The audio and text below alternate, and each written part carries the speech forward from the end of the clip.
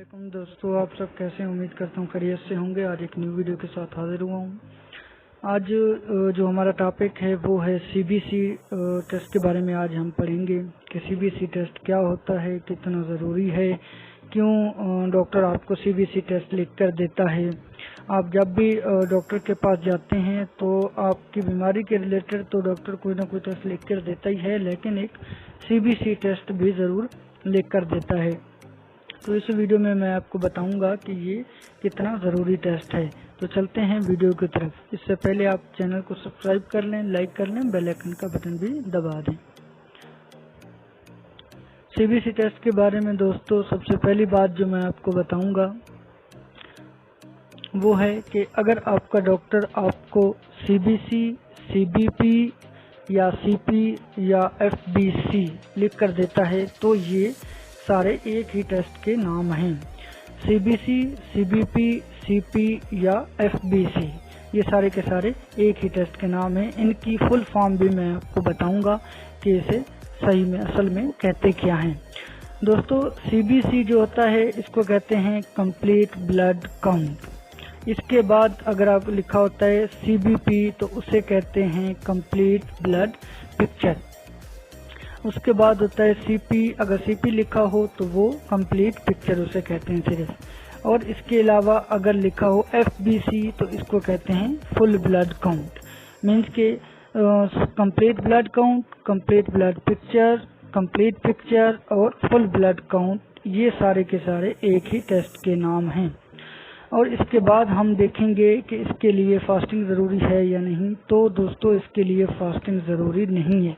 ये पॉइंट जो है ये बेसिक पेशेंट्स के लिए है कि जब भी वो टेस्ट करवाने जाते हैं तो वो जाके पूछते हैं कि भाई इस टेस्ट के लिए फास्टिंग ज़रूरी है या नहीं। तो मैं आपको यहाँ पे बताता चलूँ कि इसके लिए फास्टिंग ज़रूरी नहीं है। सीबीसी टेस्ट किसी भी वक्त हो जाता है।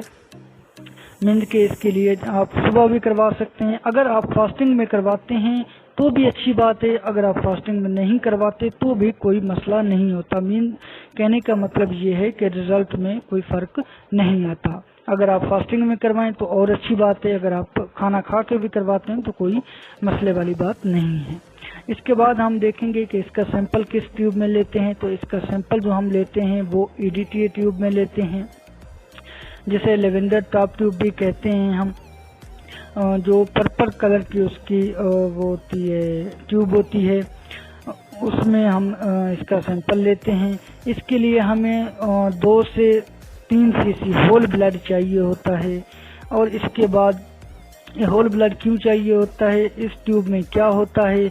इस ट्यूब में बेसिकली एंटीकोगुलेंट होता है। एंटीकोगुलेंट का क्या काम है? ये ब्लड को क्लॉट नहीं होने देता, क्योंकि अगर ब्लड क्लॉट हो गया तो फिर टेस्ट परफॉर्म नहीं होगा। इसके बाद EDTA की भी मैं यहाँ पे फुल फॉर्म आपको बताता चलूँ कि EDTA की full form ethylene diamine tetra acetic acid इसे कहते हैं। इसकी जो EDTA की फुल फॉर्म है।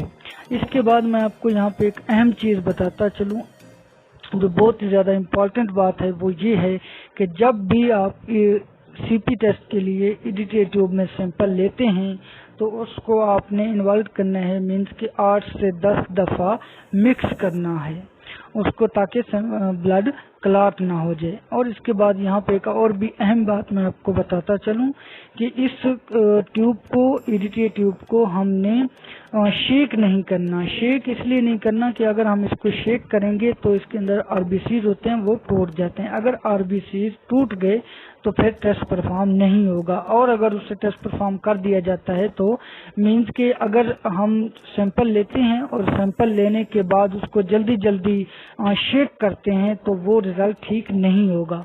तो मिक्स में और शेक में बहुत बड़ा फ़र्क होता है। तो हमने जैसे ही सैंपल लेना है उसको आराम आराम से हमने 8 से 10 दफ़ा मिक्स करना है। तो आज की वीडियो इतनी ही। नेक्स्ट वीडियो के लिए चैनल को सब्सक्राइब करें, लाइक करें।